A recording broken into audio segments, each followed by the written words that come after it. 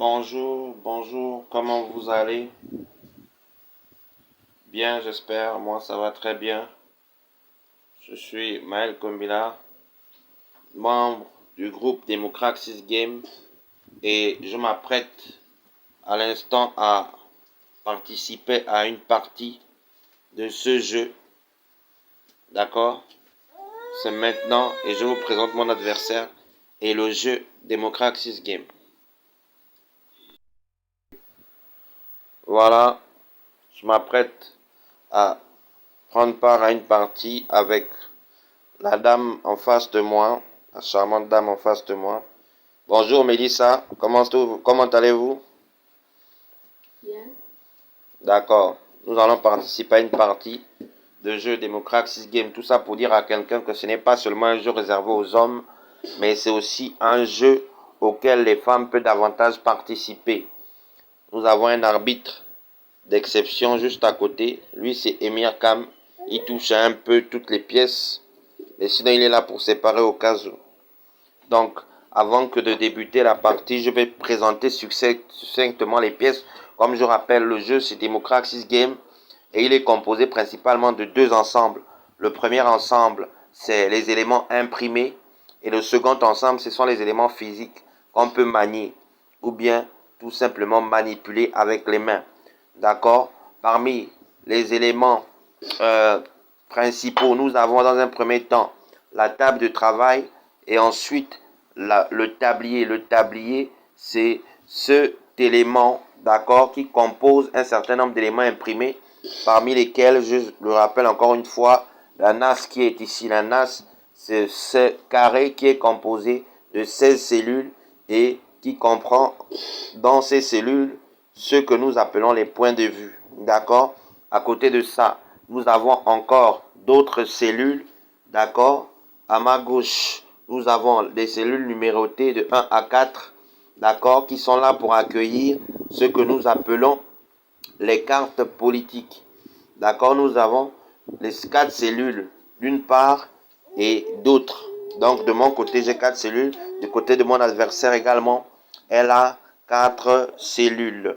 Nous avons également ici à côté ce que nous appelons des cellules fonctions. D'accord? C'est ici qui est là pour accueillir les cartes fonctions. Carte fonction, c'est celle-ci. D'accord? Elle se présente comme ceci. Il y a des cartes fonctions de la forme 4x moins b, d'accord?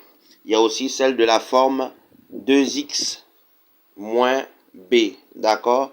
Et ensuite, nous avons également les cartes variables dans une cellule qui est là pour accueillir les cartes variables. Cartes variables se présentent comme ça, d'accord? À l'intérieur, c'est tout simplement un numéro qui est là. Pour les cartes fonctions, c'est la même chose. À l'intérieur, ça se présente de cette manière, carte fonction, vous voyez, où b est égal à 3. D'accord? Ceux qui ont l'habitude de traiter les fonctions ou qui ont déjà eu davantage l'occasion de traiter les fonctions à l'école se reconnaîtront davantage à travers ce jeu. C'est un jeu qui fait tourner les ménages. D'accord? C'est aussi bien pour les hommes que pour les femmes. Je rappelle, le jeu, c'est Democraxis Game.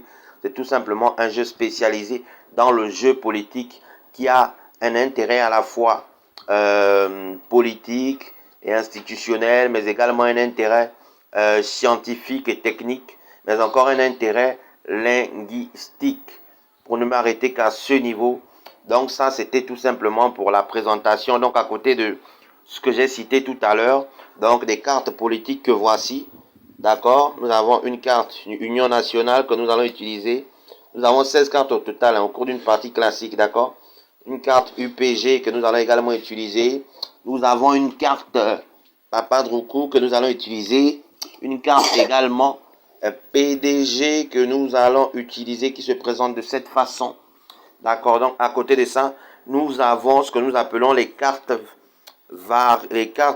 d'orientation. D'accord? Nous avons une carte d'orientation.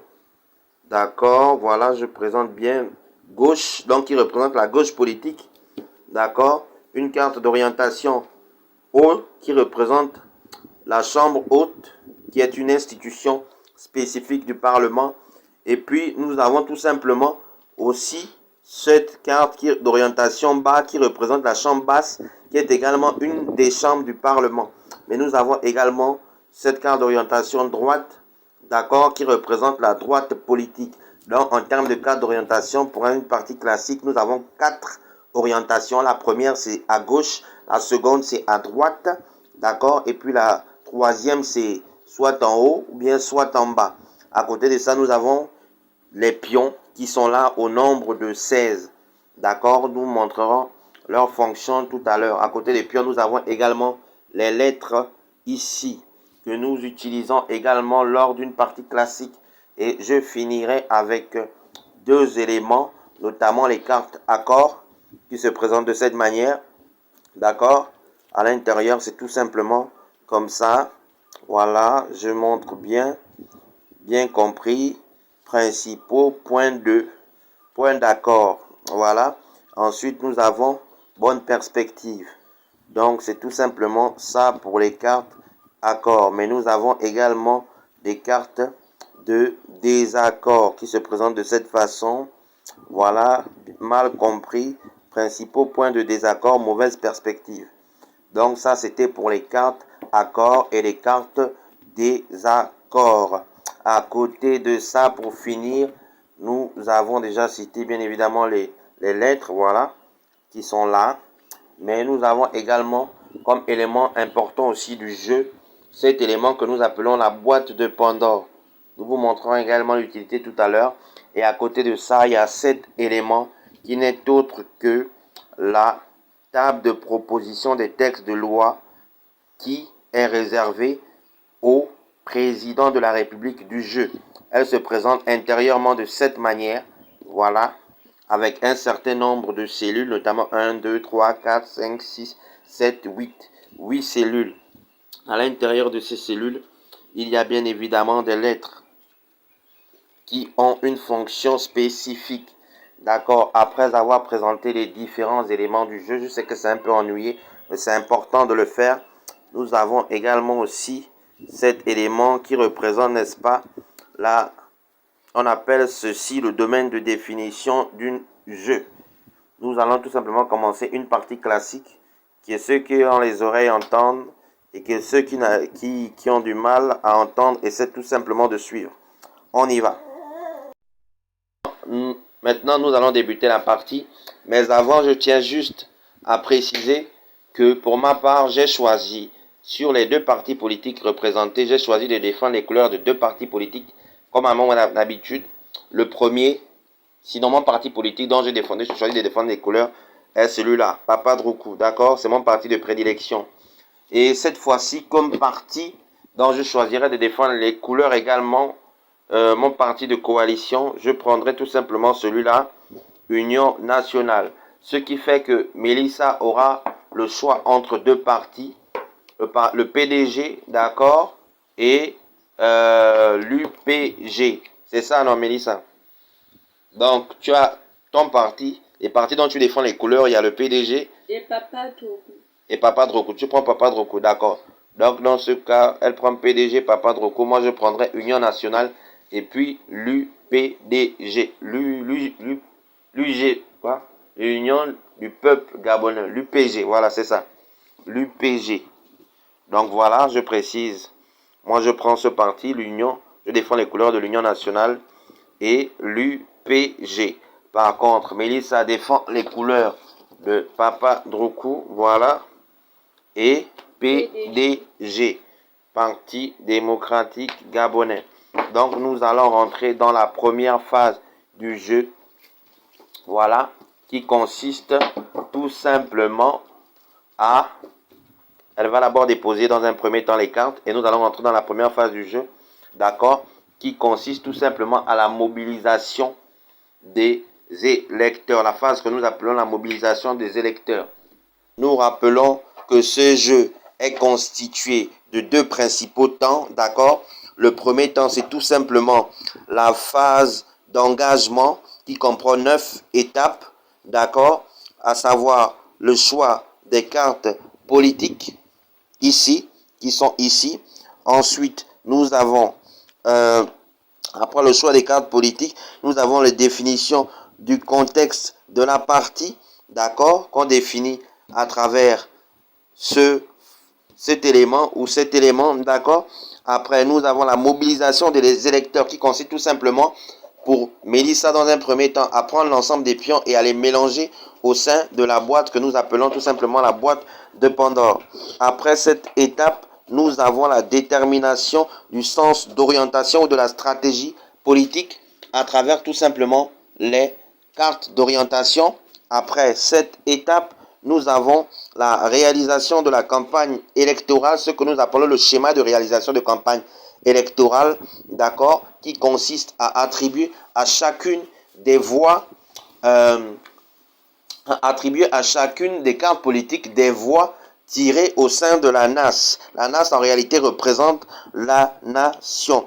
Après cette étape, nous aurons tout simplement le choix des bulletins des représentants des candidats en liste pour la course de l'élection du chef de l'État.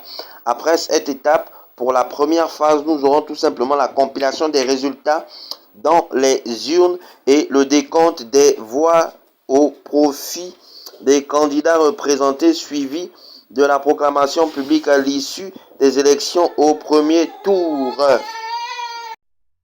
Je suis Mélissa et je viens vous présenter le premier temps du jeu démocrate 6 Game.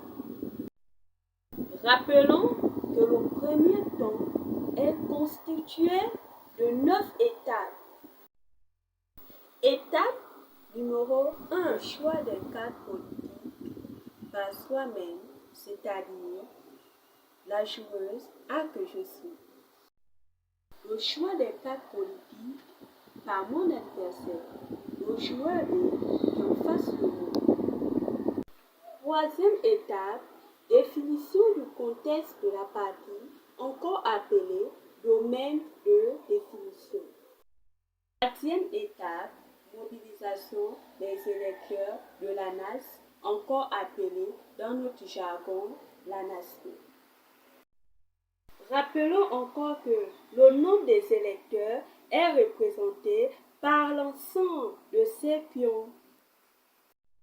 Cinquième étape, détermination du sens d'orientation politique ou encore de la stratégie politique. Mais comment? Tout simplement à l'aide de ces 4 cartes d'orientation,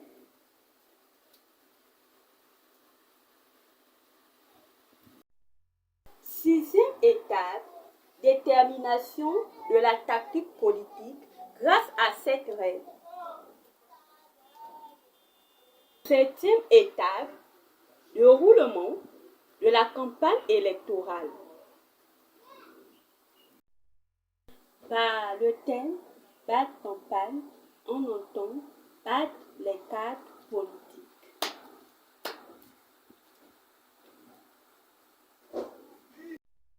Déroulement de la campagne électorale. Le positionnement des cartes politiques dans des cellules numérotées.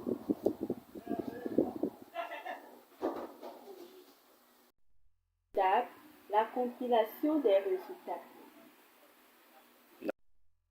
Ensuite, le décompte des voix.